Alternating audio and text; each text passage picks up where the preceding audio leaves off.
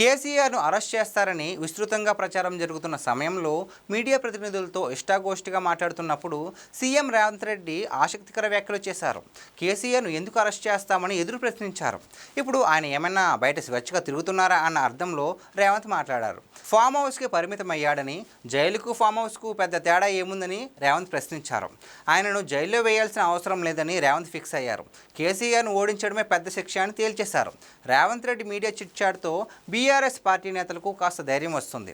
కేసీఆర్ను అరెస్ట్ చేసిన తర్వాత ప్రజల్లో స్పందన లేకపోతే ఎంతకాలం తెలంగాణ జాతిపతిగా తెచ్చుకున్న పేరు, చేసుకుంటున్న ప్రచారం అంతా మట్టి కొట్టుకుపోతుంది.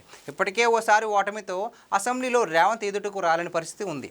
అయితే ఒకవేళ కేసీఆర్ను అరెస్ట్ చేస్తే ప్రజల్లో సానుభూతి వస్తుందని, అది విజయానికి దోహదపడుతుందని కొంతమంది బీఆర్ఎస్ నేతలు ఆశపడుతున్నారు. కానీ రేవంత్ రెడ్డి కేసీఆర్ను అరెస్ట్ చేయడం వల్ల వచ్చే లాభం ఏమీ ఉండదని అంచనాకు వచ్చారు.